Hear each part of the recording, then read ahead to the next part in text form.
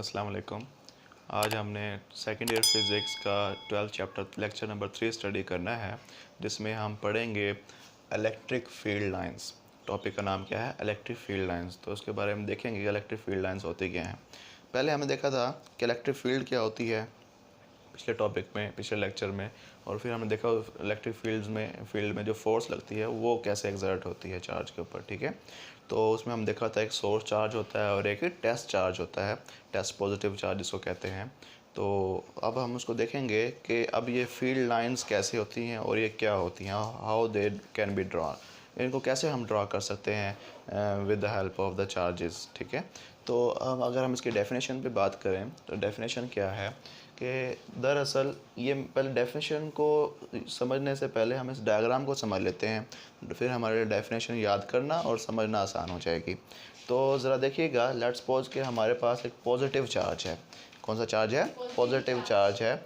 और ये source charge है। कौन सा चार्ज है? सोर्स चार्ज कहते हैं इसको। ठीक है, अच्छा, अब ये इसके इर्द गिर्द ऑलमोस्ट इक्वल डिस्टेंस पर हमने छोटे छोटे टेस्ट चार्ज रखे हुए हैं। क्या रखे हुए हैं?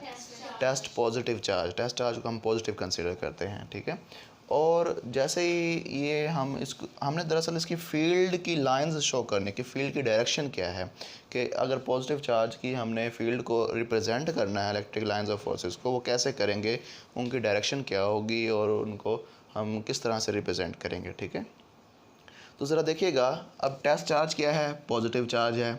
ये दरमियान में जो सोर्स चार्ज रखा है ये भी कौन सा चार्ज है? पॉजिटिव चार्ज है। दोनों चार्ज लाइक चार्जेस हैं या अनलाइक चार्जेस हैं? लाइक चार्जेस हैं। ठीक है, like charges always repel each other. ठीक है, तो अब ज़रा देखिएगा, जैसे ही ये वाला चार्ज इसकी फील्ड में आएगा तो ये इसके ऊपर क्या करेगा बेटा? रिपेलिंग फोर्स लगेगा, इसको परे की तरफ धकेलेगा। ठीक है, जैसे ये आएगा तो इसको भी परे की तरफ धकेलेगा, इसी तरह इसको भी, इसी तरह इसको भी परे की तरफ धकेलेगा, इस तरह रिपेल करेगा, यानी कि इस तरह से। ठीक है, तो हमने ये इसकी पॉजिटिव चार्ज की इलेक्ट्रिक लाइंस ऑफ फोर्सेस को रिप्रेजेंट कर, फील्ड लाइंस को क्या कर दिया बेटा? रिप्रेजेंट। अब इनकी डायरेक्शन क्या है? डायरेक्शन है आउटवर्ड। क्या है बेटा?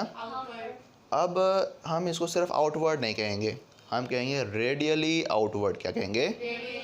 रेडियल का मतलब रेडियस से निकला है, और ये सेंटर है बेटा, और इसके इर्द गिर्द इक्वल डिस्टेंसेस के ऊपर बेटा लाइंस ड्रॉ बाहर की तरफ जा रही हैं, तो इसको कहेंगे रेडियली आउटवर्ड। क्या कहेंगे बेटा? Radially outward. ठीक है, अब ज़रा देखो, यानी कि ये टेस्ट चार्ज इस डायरेक्शन में मूव करेगा, तो ये टेस्ट चार्ज इस डायरेक्शन में मूव करेगा, ये टेस्ट चार्ज इस डायरेक्शन में मूव करेगा, ये इसमें, यानी दरअसल ये जो लाइन लगाई है ना हमने, ये दरअसल path followed by the test charge है। ये क्या है बेटा? कब ये पाथ फॉलो करता है? जब ये टेस्ट चार्ज इस चार्ज की इलेक्ट्रिक फील्ड रीजन के अंदर दाखिल होता है। जैसे ही इसके अंदर दाखिल होगा तो ये इसके ऊपर क्या लगाएगा? फोर्स, और ये इस पाथ के अलॉन्ग मूव करना शुरू कर देगा बेटा। बात समझ आ गई? अब ये जो फील्ड बनी है, ये जो लाइंस ऑफ फोर्सेस बनी है, क्या है बेटा? Radially outward. इनकी डायरेक्शन क्या है बेटा? ये किसकी फील्ड बनाई है हमने? फील्ड लाइंस शो कराई पॉजिटिव चार्ज। किसकी बेटा? पॉजिटिव चार्ज की। अब हमने यहाँ पे कौन सा चार्ज लिया है? Negative charge. कौन सा चार्ज लिया है? Negative charge. और ये टेस्ट चार्ज हमेशा क्या होता है? हम क्या लेते हैं? पॉजिटिव। क्या लेते हैं? पॉजिटिव। अब ज़रा देखिएगा कि अब ये पॉजिटिव चार्ज है और ये कौन सा चार्ज है? नेगेटिव। दोनों लाइक चार्जेस हैं, अनलाइक चार्जेस? अनलाइक चार्जेस क्या करते हैं? दूसरे को हमेशा अट्रैक्ट करते हैं। क्या करते हैं? तो ये वाला पॉजिटिव टेस्ट चार्ज जो है, तो ये इसकी तरफ आ जाएगा, मूव करेगा, यानी कि ये नेगेटिव चार्ज को अपनी तरफ खींच लेगा। इस तरह से इसको भी अपनी तरफ क्या कर लेगा? खींच लेगा। इस तरह से इसको भी और इसको भी, इस तरह से बेटा। बात समझ आ गई? अब देखो ज़रा कि नेगेटिव चार्ज जब हमने सोर्स चार्ज कंसीडर किया तो उसकी जो लाइंस बनी है वो इनवर्ड डायरेक्शन है। किस तरफ डायरेक्शन है? Inward direction. ये डायरेक्शन हमने कैसे रखी है? ये दरअसल path followed by the test charge है। ये क्या है? Path followed by the test charge. तो वो हमें बताता है कि इलेक्ट्रिक फील्ड लाइंस की डायरेक्शन किस तरफ होगी। अब क्योंकि ये रेडियली इनवर्ड है तो हमें कहेंगे electric field lines of the negative charge क्या होती हैं बेटा? रेडियली इनवर्ड होते हैं। क्या होती हैं बेटा? तो हम इसको लिख देते हैं यहाँ पे, रेडियली इनवर्ड। बात समझ आ गई?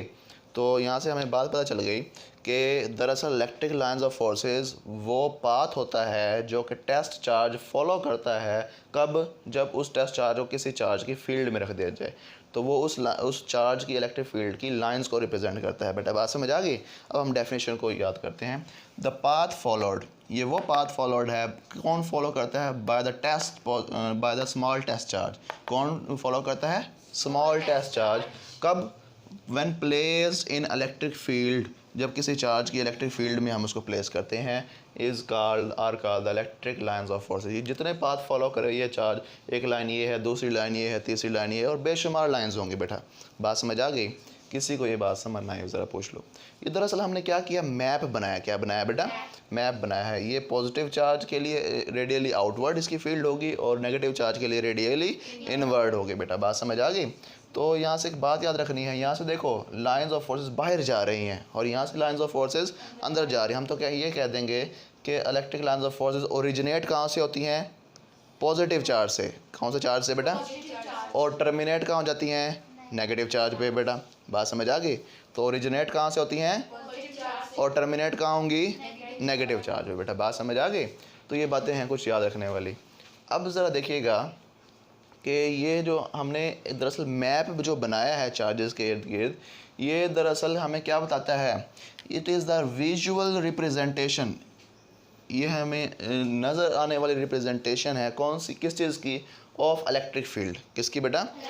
With the help of lines, electric lines. बेटा बात समझ आ गई?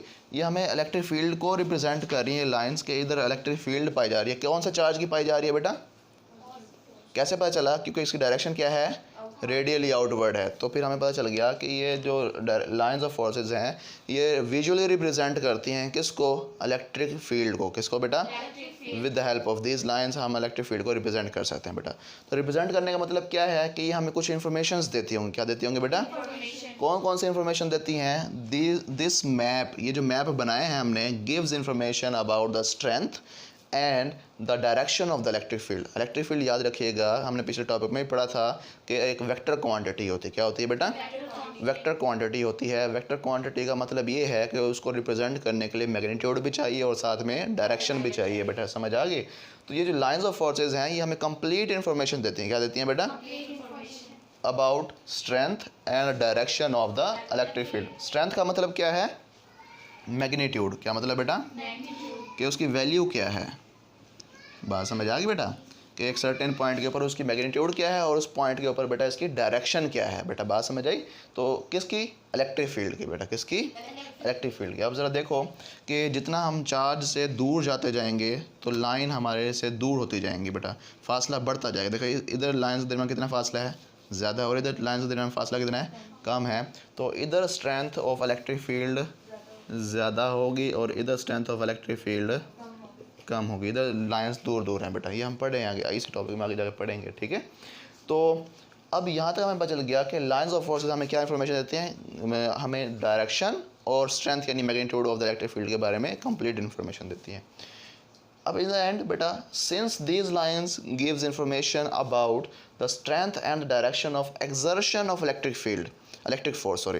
अब ज़रा देखिएगा, ये हमें बताते हैं कि अगर हम इस चार्ज से टेस्ट चार्ज को दूर ले जाएं, इस टेस्ट चार्ज को क्या ले जाएं बेटा? दूर ले जाएं, तो इसके ऊपर कम फोर्स लगेगी। क्या होगी बेटा? क्योंकि इनके दरमियान डिस्टेंस इंक्रीज़ हो गया। बेटा हमने पहले ही पढ़ा था कि फोर्स जो होती है इन्वर्सली प्रोपोर्शन होती है स्क्वायर ऑफ द डिस्टेंस के। जब डिस्टेंस बढ़ जाएगा तो फिर बेटा क्या होगा? फोर्स कम हो जाएगी। क्या हो जाएगी बेटा?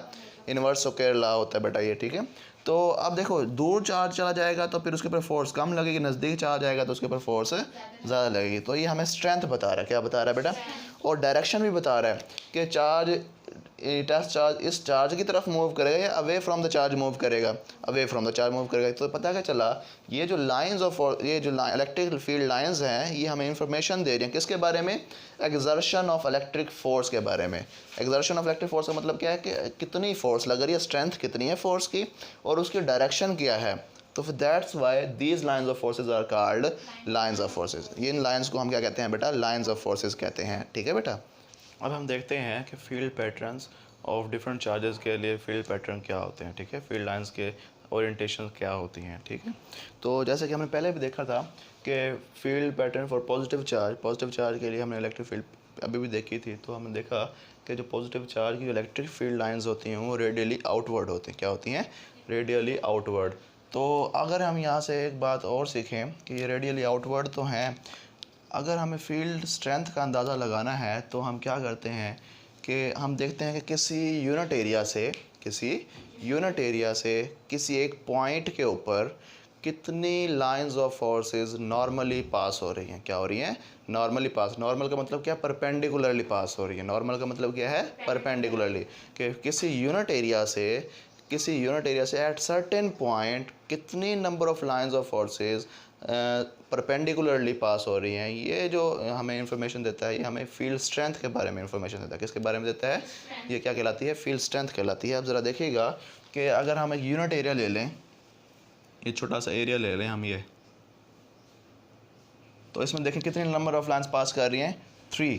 कितनी कर रही हैं? इस सर्टेन एरिया पॉइंट के ऊपर 3 नंबर ऑफ लाइंस पास कर रहे हैं। अगर ये यूनिट एरिया हम ले लें इधर, अब कितनी नंबर ऑफ लाइंस पास कर रही हैं? 2। तो यहाँ पे हम कहेंगे फील्ड स्ट्रेंथ स्ट्रॉन्ग है और यहाँ पे फील्ड स्ट्रेंथ क्या है बेटा? वीक है बेटा। बात समझे? यहाँ पे फील्ड वीक है और यहाँ पे फील्ड क्या है? स्ट्रॉन्ग है। तो ये हमें इंफॉर्मेशन देता है कौन? जब यूनिट एरिया को हम रख दें किसी फील्ड में, तो हम देखें कितनी नंबर ऑफ लाइंस पास करें परपेंडिकुलरली इस यूनिट एरिया से, तो एट सर्टेन पॉइंट, उस सर्टेन पॉइंट का हमें फील्ड स्ट्रेंथ के बारे में इंफॉर्मेशन मिलती है। ये क्या कहलाती है? फील्ड स्ट्रेंथ कहलाती है, ठीक है। इसी तरह अगर हम नेगेटिव चार्जेस की फील्ड पैटर्न को देखें तो उनका जो नेगेटिव फील्ड पैटर्न होता है वो रेडियली इनवर्ड होता है। क्या होता है? Radially inward. तो उनकी डायरेक्शन क्या होती है? हमेशा लाइंस ऑफ फोर्स की टुवर्ड्स द चार्ज होती है, क्योंकि पॉजिटिव टेस्ट चार्ज जो है इसकी तरफ चार्ज की तरफ मूव करता है, ठीक। अगर हम फील्ड पैटर्न देखें, अगर इसको अब स्किप करें, इसको देखें, field pattern for like charges हमेशा क्या करते हैं? एक दूसरे को रिपेल करते हैं। क्या करते हैं? रिपेल करते हैं। तो ज़रा देखिएगा, ये पॉजिटिव चार्ज है और ये भी क्या है? Positive charge. दोनों चार्जेस की फील्ड लाइंस जो हैं रेडियली आउटवर्ड हैं। तो अब ये थोड़ी सी डिस्टॉर्टेड हैं। क्यों? किस वजह से डिस्टॉर्टेड हैं? Due to the effect of each other, एक दूसरे के इफेक्ट की वजह से, ठीक है। तो ये वाला लाइंस ऑफ फोर्सेस इस चार्ज की लाइन ऑफ फोर्सेस को क्या करती हैं? रिपेल करती हैं, अपने से दूर भगाती हैं, ठीक है। तो ये असल में पाथ तो इसका ये होना चाहिए था इन लाइंस का, तो लेकिन ये वाली लाइंस भी का पाथ भी यही होना चाहिए था, लेकिन ये वाली चार्ज की लाइंस ऑफ फोर्स इनके ऊपर फोर्स एक्सर्ट करके इनको क्या कर देती हैं? बेंड कर देती हैं इस डायरेक्शन में, ठीक है। इसी तरह ये वाले चार्ज का इफेक्ट इस चार्ज की लाइंस ऑफ फोर्सेस को क्या कर देता है? इस डायरेक्शन में बेंड कर देता है, और सिमिलरली इस डायरेक्शन में भी और इस डायरेक्शन में। लेकिन इनके दरमियान में एक रीजन ऐसा बचता है जहाँ पर कोई लाइंस ऑफ फोर्सेस नहीं होती। ये फील्ड फ्री रीजन होता है। क्या होता है बेटा? फील्ड फ्री रीजन होता है। तो इसको कहते हैं फील्ड फ्री रीजन, ठीक है। फील्ड फ्री रीजन कहते हैं इसको ज़ीरो फील्ड होती है यहाँ पे, ठीक है। अगर ये जो पाथ हमें मिले हैं कैसे मिलते हैं? हम दरअसल इन दोनों चार्जेस के दरमियान में टेस्ट चार्ज प्लेस करते हैं। क्या करते हैं? कोई टेस्ट चार्ज इस डायरेक्शन मूव करता है, कोई इस डायरेक्शन मूव करता है, कोई ऐसे मूव करता है, कोई ऐसे, तो उनको हम ट्रेस करते हुए एक लाइन ड्रॉ कर लेते हैं। तो हम कहते हैं कि इसकी लाइंस ऑफ फोर्सेस इस तरह से हैं, इसकी लाइंस ऑफ फोर्सेस इस तरह से हैं। समझ आ गई? लेकिन इस जगह में जब चार्ज को रखते हैं तो वो कोई मोशन परफॉर्म नहीं करता, वो स्टेशनरी पड़ा रहता है, क्योंकि उसके ऊपर इलेक्ट्रिक फील्ड ही एग्जर्ट नहीं हो रही होती, फील्ड का इफेक्ट नहीं होगा, यानी कि उसके ऊपर फोर्स नहीं लगेगी। तो वो फोर्स नहीं लगेगी तो वो मूव भी नहीं करेगा। बेटा बात समझ आ गई? तो इस रीजन को हमें पता चल गया, ये जो रीजन है ये कौन सा रीजन है? फील्ड फ्री रीजन है। इसके ऊपर कोई फील्ड का इफेक्ट नहीं होता। अगर हम ऐसे कर लें कि इस चार्ज को हटा के दूर ले जाएं हम, तब यहाँ पे फील्ड डेवलप हो जाएगी इस चार्ज की। समझ आ गई? तब यहाँ पे फील्ड होगी कोई ना कोई। अब क्यों नहीं फील्ड? क्योंकि इसने भी इसका इफेक्ट और इसका इफेक्ट यहाँ पे क्या होता है? ज़ीरो। बात समझ आ गई? ये है पॉजिटिव चार्ज, यानी कि लाइक चार्जेस के लिए। अगर हम लाइक चार्जेस को अभी हमने पॉजिटिव कंसीडर किया, अब दोनों को अगर नेगेटिव कंसीडर कर लें तब भी यही पैटर्न बनेगा, तब भी, लेकिन डायरेक्शन क्या हो जाएगी? ऑपोजिट। अब डायरेक्शन क्या है? आउटवर्ड, और फिर डायरेक्शन क्या हो जाएगी? इनवर्ड। फिर ये एरो अंदर की तरफ लगेंगे, चार्जेस की तरफ लगेंगे। समझ आ गई?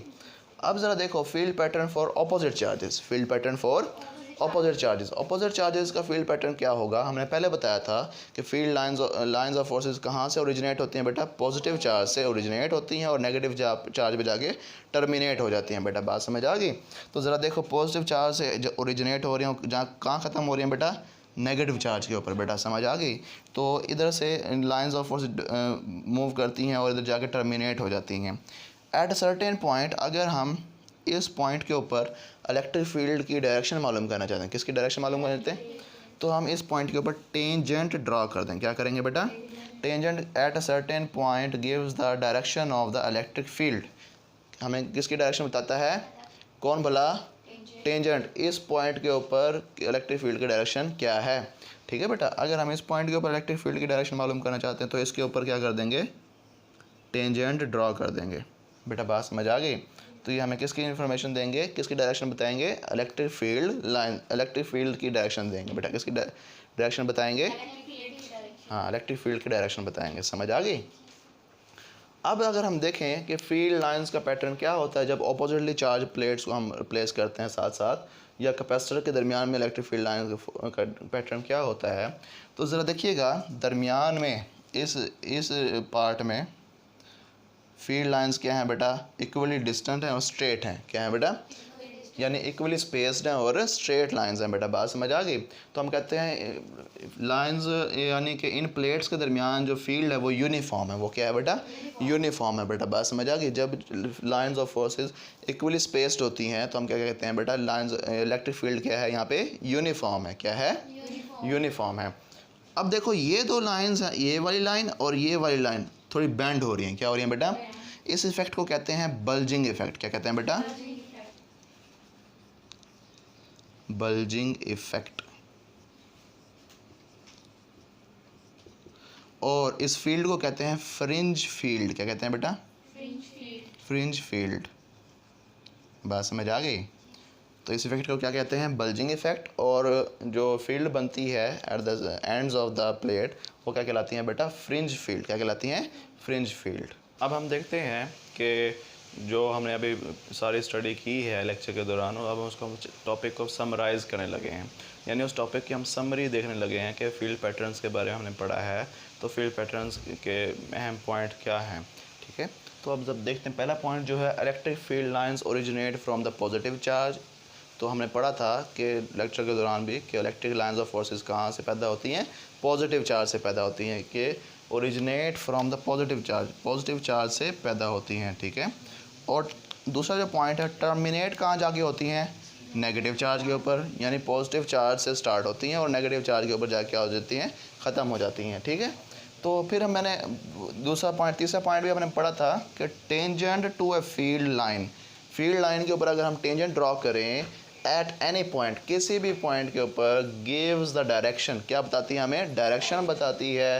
किस चीज़ की? इलेक्ट्रिक फील्ड की। किसकी डायरेक्शन बताती है? इलेक्ट्रिक फील्ड की। किस पॉइंट के ऊपर? जिस पॉइंट के ऊपर हमने क्या की है बेटा? टेंजेंट ड्रॉ की है, उस पॉइंट के ऊपर इलेक्ट्रिक फील्ड की डायरेक्शन क्या है। समझ आ गई? तो वो हमें कौन बताता है? Tangent to that line. उस पॉइंट के ऊपर अगर हमने टेंजेंट ड्रॉ किया तो उस पॉइंट के ऊपर इलेक्ट्रिक फील्ड की डायरेक्शन के बारे में हमें इंफॉर्मेशन मिल रही है बेटा। बात समझ आ गई? अब यहाँ जो सेकेंड लास्ट पॉइंट है वो पॉइंट ये है कि ये बातें मैंने आपको लेक्चर के दौरान पहले डायग्रामेटिकली भी समझाई है बेटा। ठीक है, अब ये ज़रा देखिएगा कि अगर लाइंस ऑफ फोर्सेस जो हैं क्लोज हैं, क्या है बेटा? क्लोज हैं, तो फिर हम कहते हैं फील्ड हमारी स्ट्रॉन्ग है। फील्ड क्या है? स्ट्रॉन्ग है। अगर लाइंस ऑफ फोर्सेस हमारी दूर हैं, फार्दर अपार्ट हैं, तो फील्ड हमारी क्या है? वीक। अगर लाइन क्लोजर हैं तो फील्ड क्या है बेटा? स्ट्रॉन्ग। अगर लाइंस दूर हैं तो फील्ड क्या है? अब ज़रा देखिएगा किस तरह से, ये हमारे पास टेस्ट चार्ज है और सॉरी कोई भी पॉजिटिव चार्ज है, इसकी फील्ड लाइंस ये हैं बेटा। बात समझ आ गई? क्लोज हैं। और एक चार्ज हमारे पास ये है, इसकी फील्ड लाइंस इस तरह से हैं। तो बताओ ज़रा कौन सा चार्ज की फील्ड स्ट्रॉन्ग है और किस चार्ज की फील्ड वीक है? इस चार्ज की फील्ड क्या है बेटा? स्ट्रॉन्ग है। क्योंकि बेटा इसकी फील्ड लाइंस क्लोज हैं। और इस चार्ज की फील्ड क्या है बेटा? वीक है, क्योंकि इसकी जो लाइंस ऑफ फोर्सेस हैं फार्दर अपार्ट हैं बेटा, एक दूसरे से दूर हैं बेटा। बात समझ आ गई? तो अब ज़रा देखो जो लास्ट वन है ये वेरी इंपॉर्टेंट भी है, ये शॉर्ट क्वेश्चन भी है बेटा आपके एक्सरसाइज का, और ये हर साल पेपर में आता भी है एक शॉर्ट क्वेश्चन। ठीक है, तो सिर्फ ये लिखना जो मैंने लिखा है ये इनफ नहीं है, इसके साथ डायग्राम भी बनाना ज़रूरी है। वो अभी बताता हूँ कौन सा डायग्राम। ठीक है, अब क्वेश्चन आता है कि Y electric lines of forces never cross each other. Y electric lines of forces never cross each other, explain. इसको एक्सप्लेन करना तो शॉर्ट क्वेश्चन है बेटा। ठीक है, तो वेरी वेरी इंपॉर्टेंट है, हर साल पेपर में ये आता है दोनों टाइम। तो बेटा क्या है कि अब यहाँ से क्या है, no two lines of forces cross each other. कोई लाइन्स ऑफ फोर्सेस एक दूसरे को क्रॉस नहीं करती। दिस इज़ बिकॉज, क्यों नहीं करती, this is because E has only one direction. Electric field के पास कितनी डायरेक्शन होती है बेटा, एक डायरेक्शन होती है। सिर्फ कितनी डायरेक्शन होती है बेटा, only one direction at any given point, किसी भी गिवन पॉइंट के ऊपर बेटा। हर एक पॉइंट के ऊपर, किसी एक पॉइंट के ऊपर इलेक्ट्रिक फील्ड की सिर्फ एक डायरेक्शन होगी, दूसरे पॉइंट के ऊपर दूसरी डायरेक्शन होगी, तीसरे पॉइंट के ऊपर तीसरी डायरेक्शन हो सकती है बेटा। बात समझ आ गई। लेकिन एक पॉइंट के ऊपर कितनी डायरेक्शन होगी बेटा, एक ही डायरेक्शन होगी। अब वो बता रहा है कि पहले तो बता रहा है कि इलेक्ट्रिक फील्ड के पास कितनी डायरेक्शन होती है बेटा, एक ही डायरेक्शन होती है एक पॉइंट के ऊपर। अब वो बता रहा है कट क्रॉस करने के लिए कितनी डायरेक्शन चाहिए होती है, ज़रा देखिएगा। इफ़ द लाइन क्रॉस, एक लाइन को क्रॉस करने के लिए E could have more than one direction. E के पास कितनी डायरेक्शन होनी चाहिए, मोर देन वन डायरेक्शन, तभी वो कट कर सकती है, अदरवाइज नहीं करेगी बेटा। अब ज़रा देखना, एक लाइन में ड्रॉ कर रहा हूँ यहाँ पे ये, और दूसरी लाइन भी कट ड्रॉ कर रहा हूँ ये, दोनों की डायरेक्शन क्या है, तो दोनों एक दूसरे को कभी कट करेंगी। अब ज़रा देखना, एक लाइन में ये ड्रॉ कर रहा हूँ और दूसरी लाइन में इस तरह से ड्रॉ कर रहा हूँ, तो क्या ये दोनों एक दूसरे को कट करेंगी, कभी ना कभी एक दूसरे को कट कर जाएंगे बेटा। जब ये मूव करके इस तरह आ जाएगी तो बेटा बात समझ आ गई। अब देखो दोनों की डायरेक्शन क्या है, ऑपोजिट है, दो डायरेक्शन है ना, तो मोर देन वन डायरेक्शन, मोर देन वन डायरेक्शन है। तो फिर पता क्या चला कि इस पॉइंट के ऊपर इन दोनों लाइंस की डायरेक्शन क्या है बेटा, मोर देन वन डायरेक्शन है, तो फिर एक दूसरे को क्या करेंगे, कट करेंगे। ठीक है, अब ज़रा देखना, मैं यहाँ पैटर्न ड्रॉ करता हूँ, जो कि आपने भी क्वेश्चन को लिखते हुए ड्रॉ करना है। बुक में आपकी सिर्फ ये डायग्राम, ये थ्योरी लिखी हुई है। ये लाइंस ऑफ फोर्सेस कहाँ से ओरिजिनेट हो रही हैं बेटा, पॉजिटिव चार्ज से ओरिजिनेट हो रही हैं, और कहाँ जाके टर्मिनेट हो रही हैं, नेगेटिव चार्ज के ऊपर। बस इतना बना देते हैं। अब फ़र्ज़ कर लें कि मैं इस पॉइंट के ऊपर इलेक्ट्रिक फील्ड की डायरेक्शन मालूम करना चाहता हूँ। किस पॉइंट के ऊपर, ये जो पॉइंट पी मैंने बनाया है, ठीक है, तो इस पॉइंट के ऊपर मैं क्या ड्रॉ कर दूँगा, टेंजेंट। तो इस पॉइंट के ऊपर सिर्फ यही एक डायरेक्शन है और कोई डायरेक्शन नहीं होगी बेटा। अब कोई लाइन इसको इस पॉइंट के ऊपर कट करेगी तो उसके पास एक और डायरेक्शन होनी चाहिए, मोर देन वन डायरेक्शन होनी चाहिए, तब वो कट कर पाएगी, अदरवाइज नहीं करेगी। अब ज़रा देखना, ये अगर इस पॉइंट के ऊपर मैं ड्रा करना चाहता हूँ, डायरेक्शन मालूम करना चाहता हूँ, तो उसकी डायरेक्शन कुछ इस तरह से होगी, टेंजेंट की डायरेक्शन बताएगी बेटा। बात समझ आ गई। तो इस पॉइंट के ऊपर भी बस यही एक डायरेक्शन है और उसके अलावा वो कोई डायरेक्शन नहीं है। एक ख़ास पॉइंट के ऊपर एक ख़ास ही डायरेक्शन होगी, दो डायरेक्शन नहीं हो सकती। That's all from this lecture. Thank you.